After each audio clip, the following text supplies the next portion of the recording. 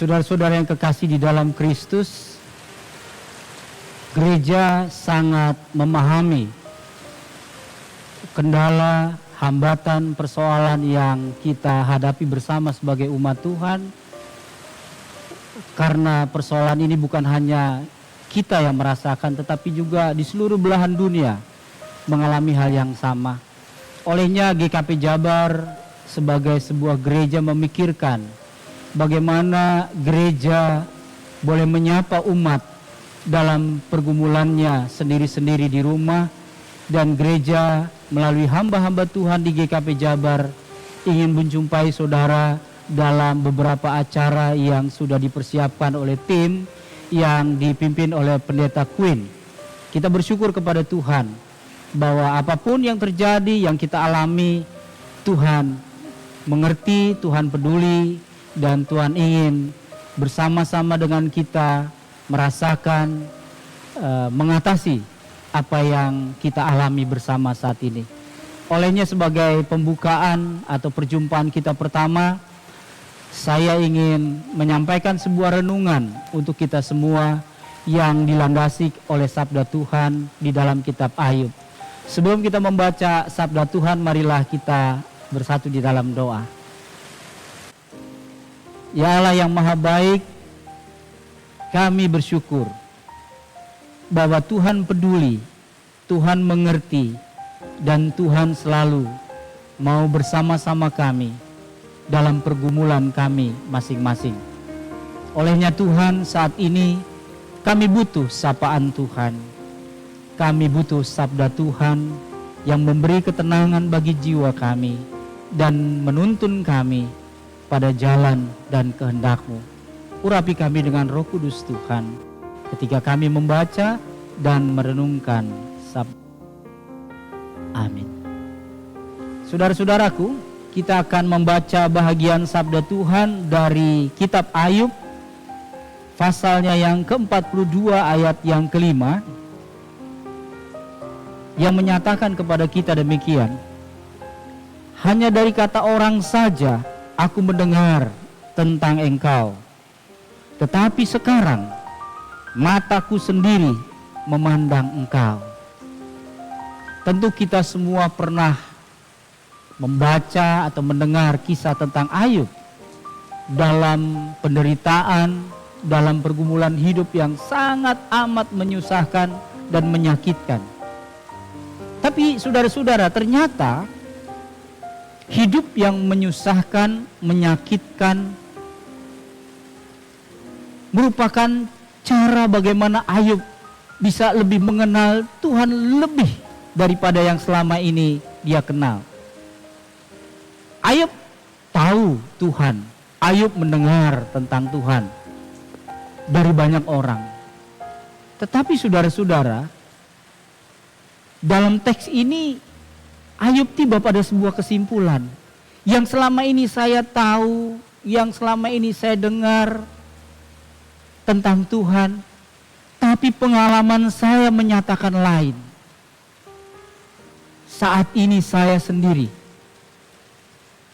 berjumpa dan mengenal Tuhan lewat penderitaan, lewat peristiwa yang sangat menyakitkan. Ternyata Tuhan hadir di situ, mengenalkan dirinya kepada Ayub. Saudara-saudara, bayangan kita selalu kehadiran Tuhan itu di dalam hal-hal yang baik, di dalam hal-hal yang menyenangkan. Tuhan datang dengan berkat-berkat, dengan rahmat yang berbagai macam kita rasakan, yaitu kebaikan-kebaikan Tuhan. Tapi rupanya perjumpaan dengan Tuhan yang dialami Ayub justru dalam penderitaan. Tuhan menyapa Ayub. Tuhan datang kepada Ayub memperkenalkan dirinya, siapakah Tuhan itu. Nah, di dalam perjumpaan pertama kita dalam renungan hari ini, saya ingin mengajak kita semua merenungkan kembali di mana Tuhan dalam kehidupan kita. Dapatkah kita menjumpai Tuhan dalam situasi-situasi yang sederhana, situasi-situasi yang mungkin biasa-biasa saja? Mampukah mata rohani kita melihat dan mengenal Allah lewat peristiwa itu. Saudara-saudara, Alkitab syarat dengan cerita bagaimana perjumpaan mulai Adam dengan Tuhan di Taman Eden, perjumpaan Allah dengan Abraham, perjumpaan dan pergumulan Yakub dengan Tuhan. Dan kita tahu itu semua, baik kita baca maupun kita mendengarkan renungan firman Tuhan. Namun yang perlu hari ini kita pertanyakan, apakah kita sendiri sudah berjumpa dengan, bukan kata orang, bukan dalam khotbah, bukan dalam Alkitab saja, tapi kita sendiri merasakan kehadiran Tuhan itu di dalam hidup.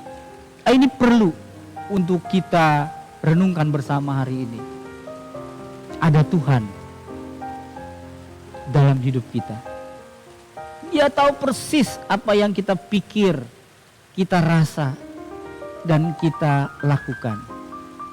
Saudara-saudaraku, jadi rupanya masalah hubungan dengan Tuhan bukan sekedar pengetahuan tentang adanya Tuhan, tapi di sini bicara soal relasi, soal persekutuan dengan Tuhan. Pengenalan kita akan semakin dalam, dapat meraba rasakan kehadiran Tuhan dalam hidup ini. Kita percaya mujizat, baik. Tetapi mungkin juga kita harus belajar kehadiran Tuhan lewat keterbatasan, lewat persoalan, lewat kesusahan, dan juga mungkin lewat hal-hal kecil dan sederhana setiap hari. Ketika kita ada di rumah, ketika kita ada dalam tugas dan pekerjaan, atau dalam usaha kita, mampukah mata rohani kita melihat, menemukan, dan mengenal Allah di sana?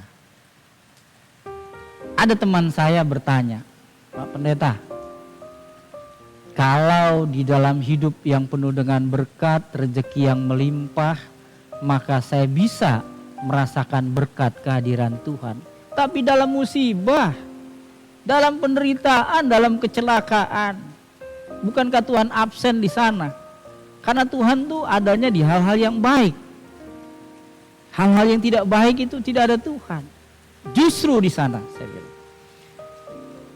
yang kita tidak mengerti, yang tidak bisa kita pahami dengan keadaan yang sangat menekan hidup itu. Kalau kita punya mata rohani yang lebih peka, lebih sensitif, kita menemukan Allah di sana. Bukan hanya yang memberi kekuatan, yang memberi pertolongan, tetapi juga yang mau memberikan pengalaman yang sulit, yang pahit penderitaan itu, untuk menolong kita mengenal Allah yang selalu hadir dan tidak membiarkan. Kalau boleh saya diizinkan mengutip pernyataan penulis Ibrani 13 ayat 5 bagian B. Aku sekali-kali tidak akan pernah meninggalkan engkau. Aku sekali-kali tidak akan pernah membiarkan engkau. Itu artinya dalam situasi keadaan apapun, Tuhan ada di sana.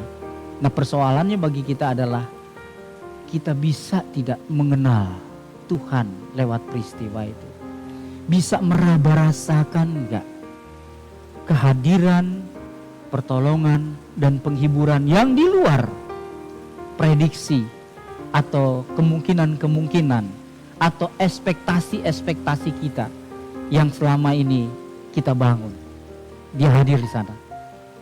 Dan kita belajar lewat peristiwa Ayub ini. Justru mataku sendiri telah melihat Tuhan lewat peristiwa ini. Tuhan yang menolong, Tuhan yang mendekat, Tuhan yang merengkuh dan merangkul, memeluk dengan cinta meskipun dia dalam penderitaan. Dan akhirnya di ujung cerita, maka Ayub merasakan kedamaian, kemenangan meskipun harus melewati penderitaan itu.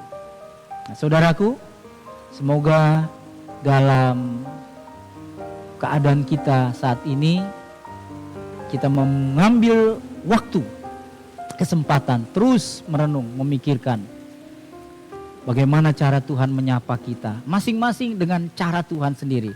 Dan terakhir saya ingin katakan satu hal, Tuhan itu luar biasa menurut saya. Karena apa?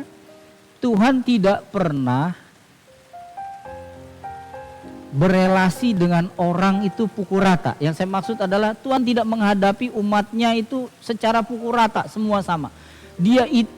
Tuhan itu menyapa umatnya, berelasi dengan umatnya satu persatu. Dengan situasi, kondisi, karakter, kebiasaan, potensi, keterbatasannya, Tuhan mau berjumpa dengan kita satu persatu. Dan Tuhan tidak menyamaratakan orang. Meskipun orang itu kembar. Meskipun orang itu satu keluarga. Tapi cara Tuhan menjumpai orang sangat personal. Sangat private. Sangat pribadi. Satu dengan yang lain. Itulah Tuhan yang ajaib. Tuhan yang baik. Yang sangat memahami kita satu persatu. Oleh sebab itu saya mengundang saudara-saudara. Marilah kita membangun relasi persekutuan dengan Tuhan secara personal, di luar persekutuan komunal bersama-sama dengan umat. Tapi kita punya hubungan yang khusus, yang khas secara pribadi dengan Tuhan. Agar kita mampu bertemu, menghayati, mengenal Tuhan dalam setiap kondisi keadaan kita masing-masing. Selamat menemukan Tuhan, selamat meraba rasakan kehadiran Tuhan, dan bahkan pertolongan dan uluran. Tuhan memberkati saudara-saudara sekalian. Mari kita berdoa bersama. Ya Allah yang sangat baik, yang menjumpai kami satu persatu, pribadi lepas pribadi, yang mau memperkenalkan diri juga secara pribadi lepas pribadi. Bahkan menolong kami setiap pribadi-pribadi yang unik, yang berbeda-beda ini. Tuhan yang sama menyapa, hadir, menolong.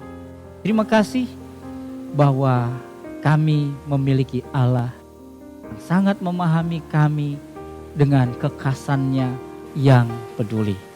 Terima kasih Tuhan atas kebaikan-kebaikan-Mu yang selalu hadir bersama kami dalam setiap pergumulan kami berdoa. Amin.